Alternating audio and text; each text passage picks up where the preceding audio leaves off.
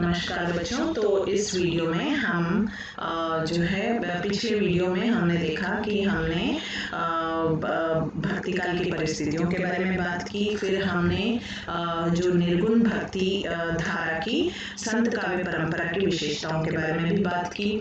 उसके आगे विशेषताओं के बारे में बात की। फिर उसके आगे हमने निर्गुण भक्ति धारा की जो प्रेमाश्रयी शाखा है, जिसे कि हम सूफी काव्य भी कहते हैं, उसकी विशेषताओं के बारे में भी चर्चा की बच्चों।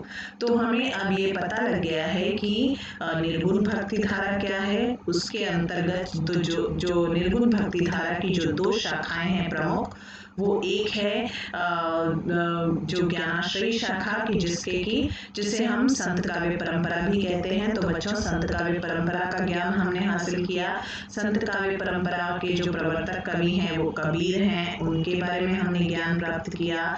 और साथ ही साथ संत काव्य परंपरा से आगे बढ़ते हुए हमने जो सूफी काव्य परंपरा है, जिसको कि हम प्रेमाख्यान काव्य जो प्रेमाश्रयी शाखा कहते हैं, निर्गुण भक्ति धारा की प्रेमाश्रयी शाखा, उसके बारे में भी जानकारी ले ली बच्चों। तो अब हम जो है सगुण भक्ति की ओर चलते हैं। तो सगुण भक्ति बच्चों, सगुण मतलब साकार ब्रह्म की उपासना करना। तो साकार ब्रह्म की उपासना मतलब एक ऐसे ईश्वर में विश्वास करना या ऐसे ईश्वर की आराधना करना जिसका कि एक रूप रंग आकार हो।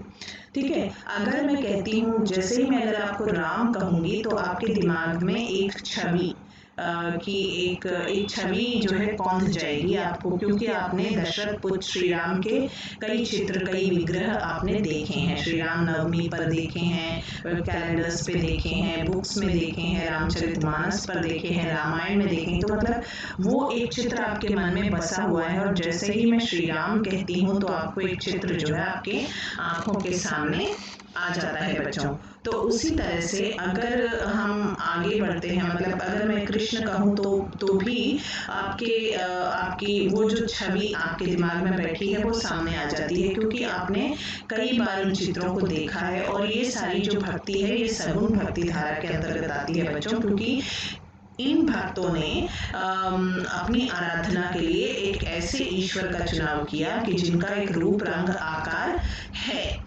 ठीक है, और इन लोगों ने अवतारवाद में इनकी मान्यता रही। तो इन लोगों का मानना था कि जब भी पाप बढ़ते हैं पृथ्वी पर, तो जो ईश्वर होते हैं, जो विष्णु भगवान होते हैं कह लीजिए, तो ईश्वर जो क्या करते हैं, वो एक मानव रूप धारण करके जो है पृथ्वी पर आते हैं, और ब्राह्मणों की रक्षा करने के लिए, संतों की रक्षा करने के लिए, और गायों की रक्षा करने के लिए। तो उन्होंने जो मतलब गायों की रक्षा, संतों की रक्षा, ये सब मतलब क्या है, जो अच्छे लोग हैं, जो सज्जन व्यक्ति हैं, जिनको की दुष्ट और अत्याचारी जिनको पीड़ा पहुंचा रहे हैं, तो उन पापियों का नाश करने के लिए ईश्वर जो है वो अवतार लेते हैं, या मानव शरीर में जो है उत्पन्न होते हैं और जन्म लेते हैं, और इन सभी मतलब इन दुष्टों का नाश करने की कोशिश करते हैं। तो बच्चों, इसी तरह से हम आज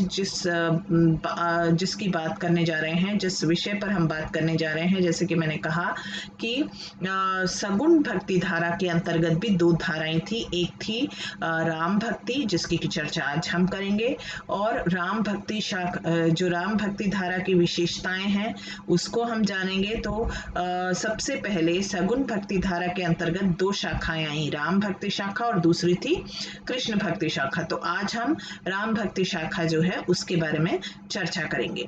ठीक है, जैसा कि नाम से ही पता है कि यहाँ पर जो प्रमुख कवि हैं वो थे तुलसीदास जी, और उनके आराध्य थे श्री राम। ठीक है बच्चों, तो अब हम चलते हैं चर्चा पर। तो हम देखते हैं कि जो राम भक्ति शाखा है उसकी मेन उसकी जो कौन कौन सी ऐसी विशेषताएं थी जिसने कि उसे अलग बनाया।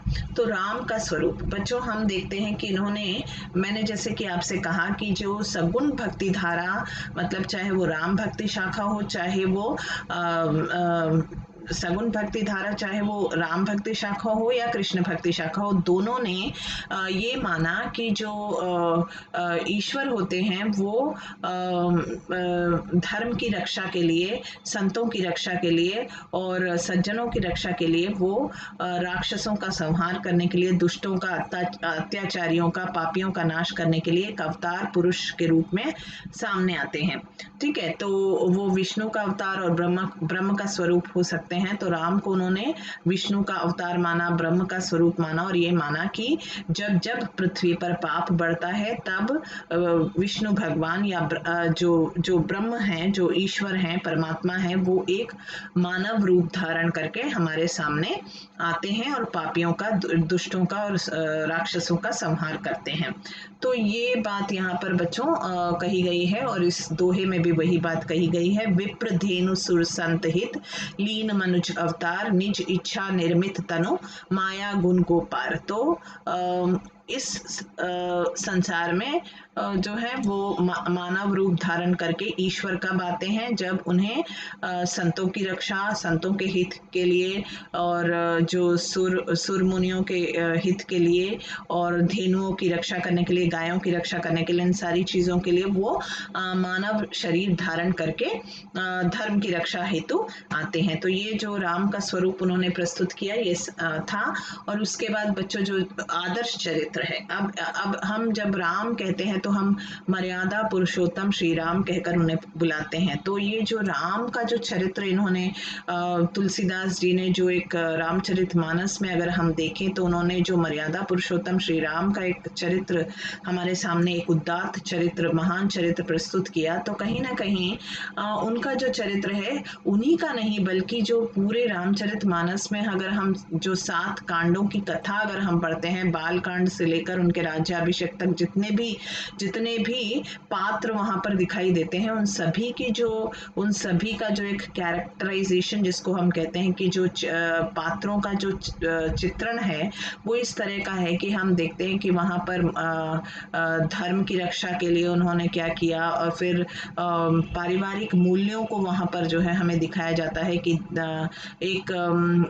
फिर उसके साथ ही साथ एक राजा को कैसा होना चाहिए, एक आदर्श राजा कैसा होना चाहिए, एक आदर्श पति कैसा होना चाहिए, पत्नी कैसी होनी चाहिए, इन सारी चीज़ों को वहाँ पर वो बताते हैं। अब देखिए अगर हम राम के चरित्र को लेते हैं, राम का एक जो उदात्त चरित्र हमारे सामने है, तो हम देखते हैं कि वो एक बहुत आज्ञाकारी पुत्र के समान हमारे सामने आते हैं।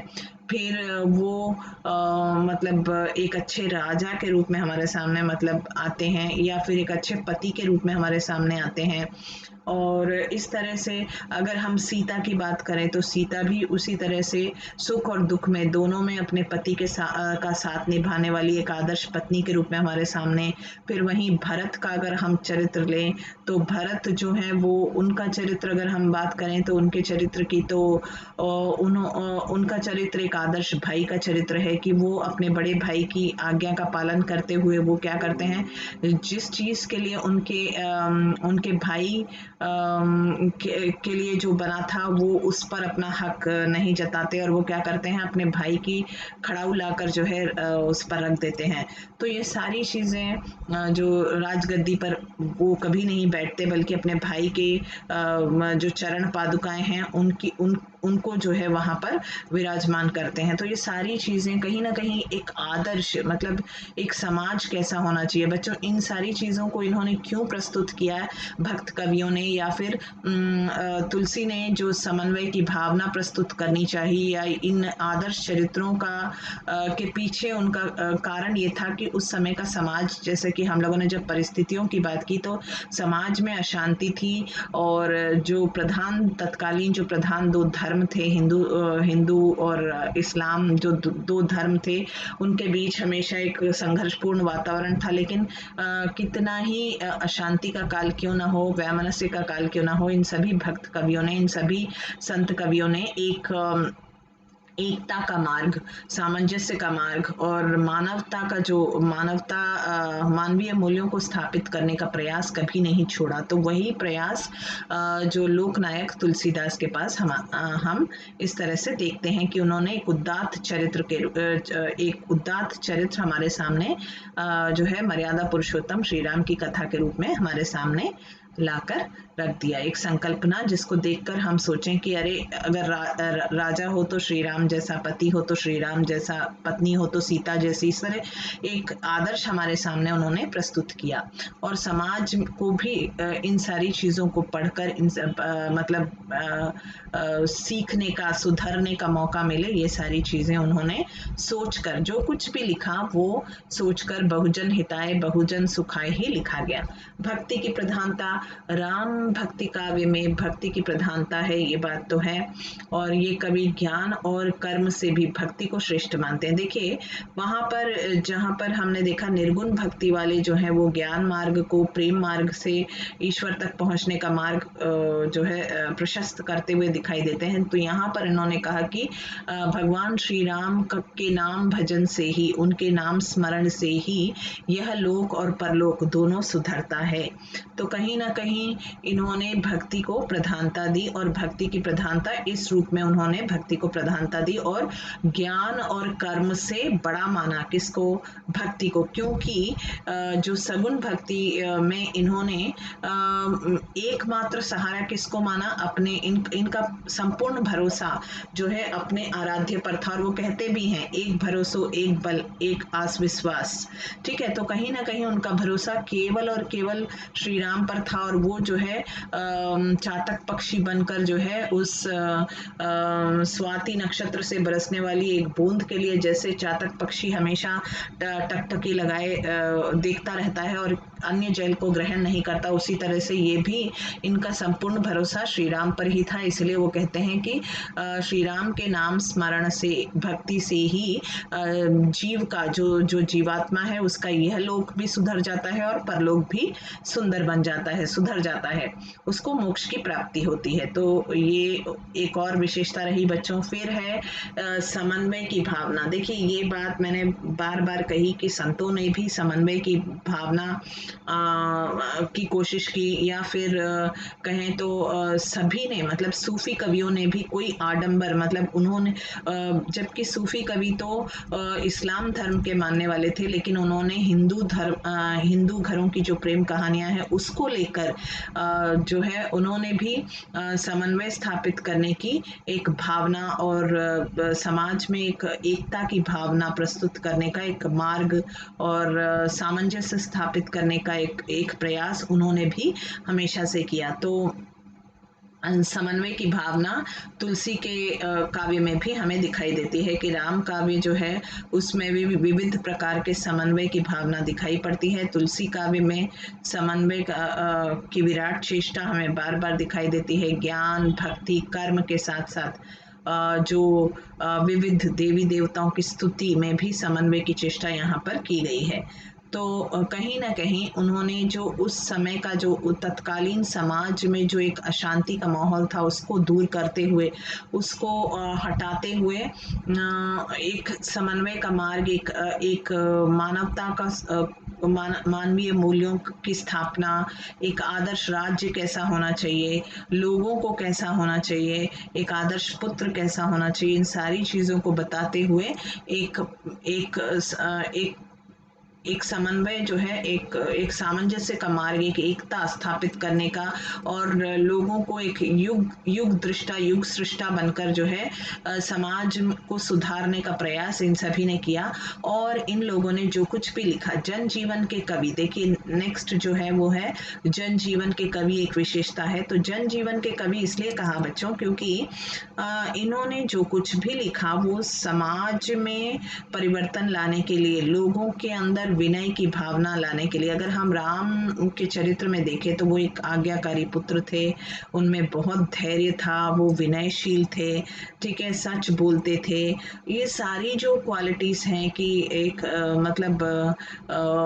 और किस तरह से वो व्यवहार करते थे, ठीक है, कर्तव्य परायण थे, सारी जो क्वालिटीज उनमें दिखाई देती हैं, सारे गुण जो एक अच्छे सज्जन व्यक्ति में होने चाहिए और एक उदात्त चरित्र वाले व्यक्ति में होने चाहिए, सब उसमें थे। तो उनमें थे, तो कहीं ना कहीं उन्होंने क्या किया कि ये जो भक्तिकालीन काव्य है बच्चों, वो जनता के कवि कैसे बन पाए या लोक नायक कैसे बन पाए, अगर मैं कहूँ, केवल और केवल तुलसी ही नहीं बल्कि बाकी भी जितने भी संत कवि हुए या सूफी कवि हुए, कहीं ना कहीं हम देखते हैं कि ये जो काव्य था, जो भक्तिकालीन काव्य था, ये दरबारी संस्कृति का काव्य नहीं था। जैसे कि आदिकालीन कवि जो हुआ करते थे, जैसे जो चारण और भाट हुआ करते थे, वो क्या करते थे, इन राजाओं के आश्रय में रहते थे और राजाओं को प्रसन्न करने के लिए उनकी वीरों उनके जो वीरता के किस्सों को बढ़ा चढ़ाकर उनकी वीरता के बारे में लिख दिया करते थे और उनसे इनाम पाते थे और उनको प्रसन्न करना ही उनका उद्देश्य हुआ करता था। लेकिन यहाँ पर किसी राजा के आश्रय में रहकर उनकी खुशामद करने की जरूरत इन लोगों को नहीं थी, इसीलिए इनका काव्य जो है वो आज भी जो है मानवता को स्थापित करने में, मानवीय मूल्यों को स्थापित करने में, या फिर कहें कि जो भारतीय संस्कृति का परिचायक बनकर और कालजयी साहित्य जो इन भक्त कवियों ने हमें दिया है। ठीक है, तो काव्य जीवन का प्रतिनिधित्व करते हैं इनके काव्य, और ये कवि विनीत और विनय है उसमें जो है इनके ये जो है, और इनकी रचनाओं में लोक रक्षा की बात भी की गई है और इनके जो कुछ भी उन्होंने बहुत ही जो कुछ भी रचा केवल और केवल अपने मनोरंजन के लिए नहीं रचा। जैसे कि आदिकालीन कवियों में चारण और भाट कवियों ने वहाँ जो वीर रस प्रधान रचनाएं लिखी, जो रासो काव्य में हम देखते हैं कि उन्होंने केवल और केवल अपने आश्रयदाताओं को प्रसन्न करना ही उनका एकमात्र उद्देश्य हुआ करता था और बस उनके लिए उनके प्रेम प्रसंगों का वर्णन, उनकी वीरता का अतिशयोक्तिपूर्ण वर्णन कर दिया और उनका जो आशय था वो पूरा हो जाता था। लेकिन यहाँ पर ऐसा कुछ नहीं था, बल्कि इन्होंने लोक मंगल के लिए जो कुछ भी लिखा, लोक मंगल की भावना से, बहुजन हिताय बहुजन सुखाय, समाज में लोगों में परिवर्तन लाने के लिए ही लिखा। ठीक है, अब हम देखते हैं कि रामायण की जो अब हम आते हैं, ये तो वाल्मीकि जो आदि कवि थे, तो उन्होंने रामायण को एक आदि काव्य उनका माना गया। वाल्मीकि से पूर्व भी भक्ति की परंपरा, राम भक्ति स्तुति के प्रमाण लिखित रूप में तो प्राप्त नहीं होते, लेकिन ऐसा कहा जाता है, जनश्रुति है कि राम और सीता के चरित्र का आभास जरूर मिलता था पहले भी, वाल्मीकि से भी पहले, जब रामायण लिखी गई उससे भी पहले ऐसा कहा जाता है कि उनके चरित्र रहे होंगे। और उसके राम कथा ऐतिहासिक है या पौराणिक कल्पित, इसके बारे में तो कोई स्पष्ट प्रमाण नहीं है। भारतीय संस्कृति में राम के चरित्र को भाव नायक के रूप में भी माना गया है। ठीक है, तो इस बात को देखते हुए बच्चों तुलसीदास ने राम भक्ति काव्य परंपरा के वो सर्वश्रेष्ठ कवि माने जाते हैं। ठीक है, उन्हें लोकनायक कहा जाता है, कवि कुल चूड़ामणि कहा जाता है उनका जो, और इनके द्वारा रचित जो 12 ग्रंथ हैं उसमें सभी प्रामाणिक माने गए हैं और वो राम काव्य को हिंदी साहित्य के शिखर पर उन्होंने पहुंचाया। और तुलसीदास के बारे में अगर बात करें तो उन्होंने रामचरितमानस की जो भाषा है उसको रस, अलंकार, काव्य सौंदर्य, चरित्र चित्रण आदि काव्य गुणों के चरमोत्कर्ष पर पहुंचाया है और मानव व्यवहार के मार्मिक पक्षों का एक ऐसा विश्लेषण संसार के सामने किया है जो किसी भी ग्रंथ में दुर्लभ है। आचार्य रामचंद्र शुक्ल ने अपने साहित्य इतिहास में ये भी कहा है कि यह एक कवि ही हिंदी को प्रौढ़ साहित्यिक भाषा सिद्ध करने के लिए काफी हैं। तो ये तो रहा बच्चों, हमने तुलसी का परिचय पाया और तुलसी के बारे में जितना भी कहें कि उन्होंने जो वाल्मीकि रामायण है उसी को नए कलेवर व नवीन रूप में रचकर भारतीय जनमानस के हृदय में व्याप्त जो निराशा थी, उस समय का जो समाज था उसमें भी अशांति फैली हुई थी, तो कहीं ना कहीं उस अशांति को दूर करके, जनमानस में फैली अशांति को दूर करके, निराशा को दूर करके इन्होंने क्या किया, उसको आशा में पल्लवित किया और राम काव्य की को प्रत्येक दृष्टि से चरमोत्कर्ष पर पहुंचाने का काम इन्होंने किया। और तुलसी ने रामचरितमानस जो उनका सर्वश्रेष्ठ ग्रंथ है, राम कथा को लेकर भारतीय जनता को एक ऐसा नर नारी चरित्र दिया है जिसके आदर्श रूप वर्तमान समाज में भी वही स्थान रखता है जो कि समकालीन था और जो उनके समकालीन था। तो कहीं ना कहीं ये जो साहित्य, अब हम तुलसी का जो परिचय बच्चों, यहाँ पर मैंने एक बहुत छोटा परिचय दिया है, थोड़ा सा जनरल उनके बारे में बता देती हूँ कि तुलसीदास जी जो थे वो राम भक्ति जो शाखा है उसके प्रमुख कवि थे, ठीक है। और उन्होंने रामचरितमानस लिखा। उनका जन्म राजापुर नामक ग्राम में हुआ था और उनके माता पिता आत्माराम दुबे हुलसी थे और उनके गुरु का नाम नरहरिदास था। और कहीं ना कहीं उन्होंने उन्हें भाव सम्राट, शब्द सम्राट कहा जाता है।